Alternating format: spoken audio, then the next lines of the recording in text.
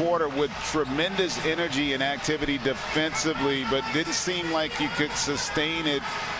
What's the concern and the focus as you get ready for the fourth? I thought we had great energy, honestly. I mean, offensively down the stretch, we just missed some wide open shots, and they made you pay on the other end. I mean, they're hitting tough shots. A couple stretches there where we got to keep them in front a lot better. They can't get downhill, lob dunks, kick out for threes. But our energy's there. Guys are going to keep fighting for 12 more minutes here and give us a great chance to try to win this ball game. Dillon Brooks picked up that fourth foul. You showed a lot of confidence leaving him out there for a little while, and he was rewarded you with some gritty play. Talk about his impact and what you're going to need for him down the stretch. Yeah, huge impact. He's got to keep staying disciplined, keep making the right plays on the offensive end, keep being aggressive defensively, but also smart at the same time. We're going to need that from our entire group here to try to win a game. All right, so 36-year-old head coach Taylor Jenkins staying, rolling the dice, keeps Brooks on the floor, Greg, with his 4 personals. Brooks did not lead the game after he picked up his 4th late in that 3rd quarter. So both teams come up empty on their first trip of the 4th. What are we looking for here early in the quarter? Well, that's a good sign defensively for Memphis. They give up a 3, but it's a contested 3 off the dribble, and that's what you want to see more of on their end, and this is what they need more. That's a 3. Melton from the corner. Boy, how badly did Memphis need that triple? 10-point game. Well, but I like the attack nature of Morant, getting into the paint, sinking the defense to the level of the ball, and then a great vision to get it out for that rhythm 3 as Clarkson continues his assault on the interior of the Grizzlies.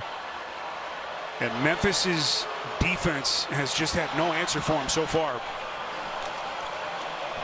They're not alone, though, partner. There aren't many that have had an answer for the 6th man of the year who has just been electric, and he's got that proverbial green light, not afraid, and more importantly, they play for him. When he's on the floor, this team is looking to create opportunities for him to be aggressive, and more often than not, he rewards them. Clarkson has now scored 12 of Utah's last 14 points. First 3+ years of his career with the Lakers, then to Cleveland. What a fit it has been with the Utah Jazz. This one last touched out of bounds by Jackson. And it goes back to Utah. And now the pressure mounts for Memphis. Can we get stops? Can we string them together and try to get out in transition? Because the defense of Utah is starting to ramp up a little bit in the half court, making it a little more difficult to score. They're going to have to try to get something in the open floor to get that crowd back in the game. The Utah Jazz, as Niang comes down the paint, well short. Jazz owning the best record in the league really for the majority of the regular season, as Jackson misses on another 3. Just an incredible run, 52-20. First ever #1 overall seed in the NBA playoffs. 3-pointer from Clarkson won't go. Memphis dodging a couple of bullets, but they're still down 12. Jackson barrels to the cup, blocked by Gobert.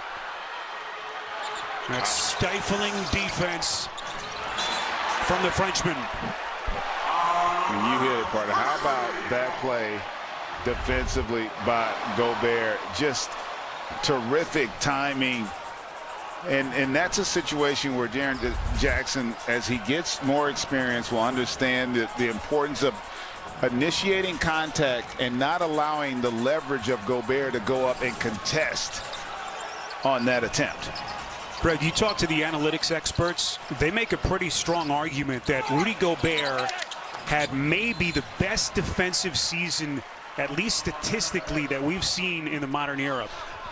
You know, I'm a huge Rudy Gobert fan, and I think there's no doubt that he has a tremendous impact on the game with his rim protection. Analytics obviously are a huge part of the game, and I'm a big believer in them, but I do think with the evolution of the game, defense now is played more so out on the perimeter, because where is most of the focus at the 3-point line is Jaren Jackson there with the emphatic finish. Block that, Rudy.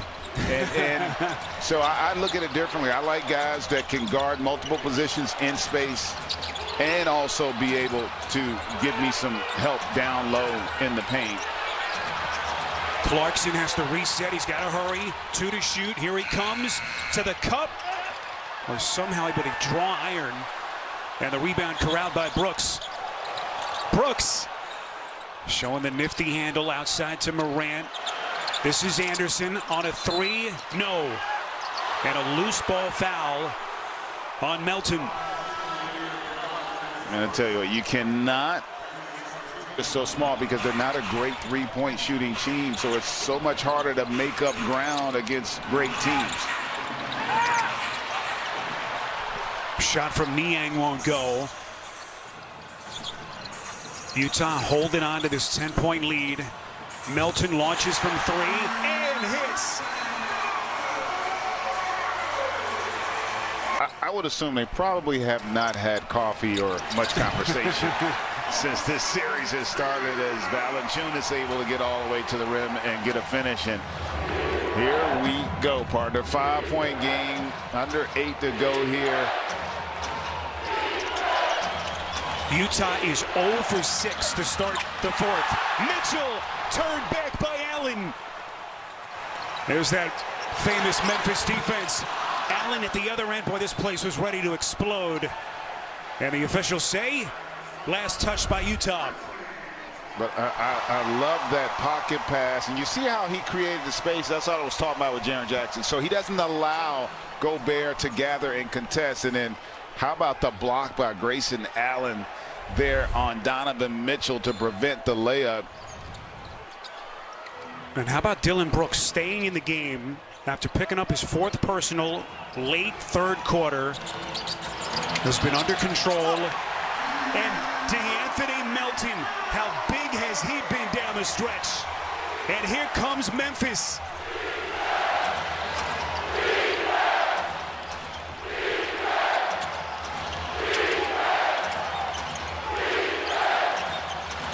It's a 12-2 Grizzlies run.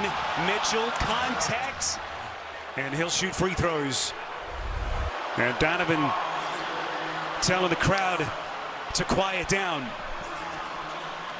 That was just a great look off by Melton there.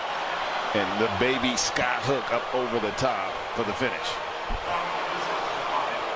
Donovan Mitchell, 24 points, 6 of 7 from the free throw line. Trying to give the Jazz some breathing room.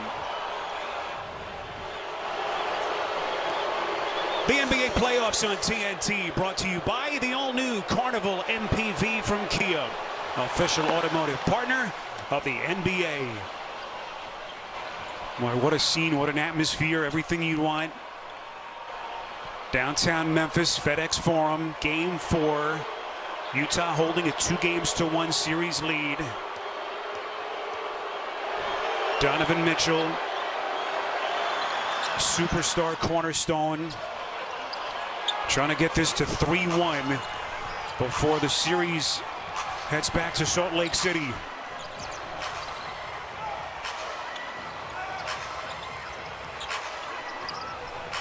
Morant launches from 3. Not that time. And it was there. I'm not mad at Morant gets into the lane. So many good things happen for this Grizzlies team.